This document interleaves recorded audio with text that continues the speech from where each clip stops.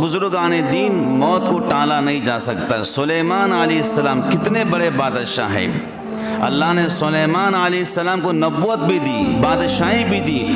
حضور پاک علیہ السلام نے کہا جو بادشاہت سلیمان کو ملی تھی نہ ان سے پہلے کسی کو ملی، نہ ان کے بعد کسی کو ملے گی۔ ایسی بادشاہت، جنوں پر حکومت، شیاطین پر حکومت، انسانوں پر حکومت، جانور، پرند، حیوانات، تمام مخلوقات پر اللہ نے سلیمان کو حاکم بنایا تھا۔ ایسا حاکم وقت اور ایسا انصاف والا بادشاہ نہ اس سے پہلے آیا ہے، نہ آپ کے بعد کبھی پیدا ہوگا۔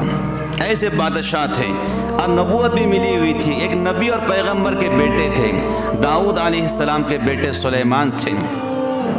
اللہ نے ان کے باپ کو بادشاہ بنایا، داؤد کو بادشاہ اللہ نے بنایا تھا، نبی بھی بنایا تھا۔ اللہ اکبر۔ تو حضرت سلیمان علیہ السلام بیت المقدس کو بنا رہے ہیں، بیت المقدس کو بنا رہے جنوں کے ذریعے، جنات کے ذریعے، اور خود کے لیے ایک شیشے کا کمرہ بنایا، خود کے لیے شیشے کا کمرہ، تاکہ میں نگرانی کروں جن صحیح کام کر رہے ہیں یا نہیں کر رہے ہیں۔ عصا ان کے ہاتھ میں تھا۔ تو حدیث پاک میں آتا ہے کہ سلیمان شیشے کے کمرے میں نگرانی کر رہے تھے، اسی حالت کے اندر ان کا موت کا وقت آیا، اللہ نے ان کو موت دی تھی۔ اور جنات یہ سمجھ رہے ہیں کہ سلیمان زندہ ہے، ہمیں دیکھ رہے ہیں، اور جنات بھاگ بھاگ کر، دوڑ دوڑ کر کام کر رہے، نبی اور پیغمبر، اور مسجد بن رہی ہے، اللہ کا گھر بن رہا ہے، لیکن موت کا وقت آ گیا، اللہ رب العالمین نے اپنے پاس سلیمان علیہ السلام کو بلا لیا۔ تو تفسیر میں لکھا ہے جس عصا کو سہارا لے کر کھڑے ہوئے تھے، اس عصا کو دیمک لگی، دیمک نے لکڑی کھانا شروع کی، کرتے کرتے وہ عصا اندر سے کمزور ہوا، وہ ٹکڑا ہوا، سلیمان زمین پر گرے۔ تب جنوں کو معلوم پڑا کہ حضرت سلیمان کا انتقال ہو چکا ہے۔ نبی اور پیغمبر ہیں، لیکن موت کا وقت آتا ہے، بزرگان دین مہلت نہیں ملتی ہے، اللہ تعالیٰ اپنے پاس بلا لیتے ہیں۔ تو موت کو اگر حکومت کے ذریعے ٹالا جا سکتا تو فرعون کو کبھی موت نہیں آ سکتی۔ اگر موت کو وزارت کے ذریعے ٹالا جا سکتا، حامان کو کبھی موت نہیں آتی۔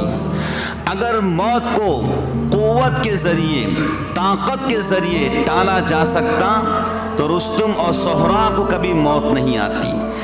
اگر موت کو حکمت کے ذریعے ٹالا جا سکتا تو کبھی بھی لقمان علیہ السلام کو موت نہ آتی۔ اگر موت کو وفا کے ذریعے ٹالا جا سکتا تو کبھی بھی جوان بیوی اپنے شوہر کو مرنے نہ دیتی۔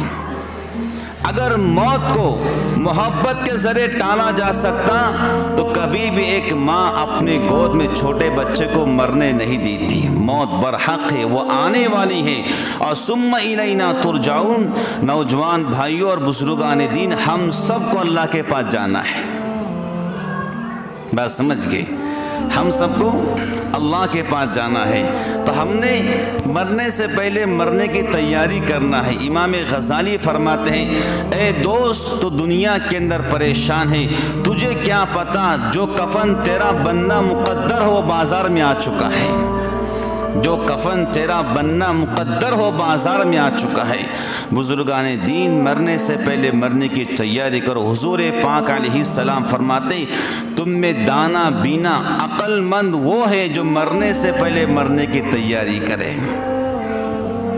ہمارا اصل ٹھکانہ جنت، دنیا نہیں۔ جنت ہمارا اصل ٹھکانہ ہے، جنت ہمارا اصل ٹھکانہ ہے۔ دنیا کے رنگ ریلیاں کو دیکھ کر ہم جنت نہ سمجھیں، ہم دھوکہ نہ کھائیں۔ اللہ نے قرآن میں کہا دنیا دھوکہ ہے۔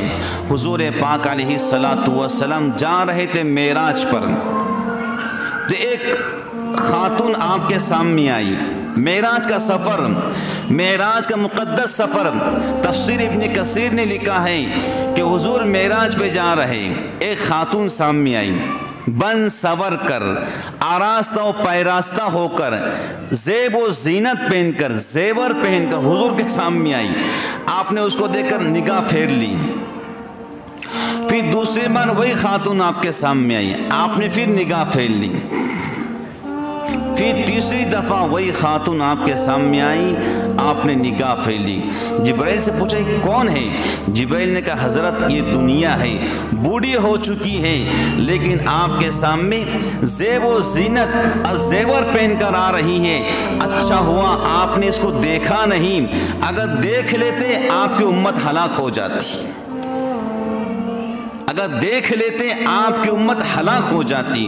بزرگان دین دنیا نے ہمیں دھوکہ دیا ہے، وہ بوڑھی ہو چکی، شکل عقل سے کالی ہو چکی ہے، لیکن اس کے زیب و زینت میں ہم پاگل ہو چکے ہیں، ہم نے اپنے محبوب رب کو چھوڑ دیا، حضور پاک علیہ السلام جیسے وفادار رسول کو چھوڑ دیا۔ دنیا کے اندر ہم سے بڑا بیوقوف کوئی نہیں ہو سکتا ہے۔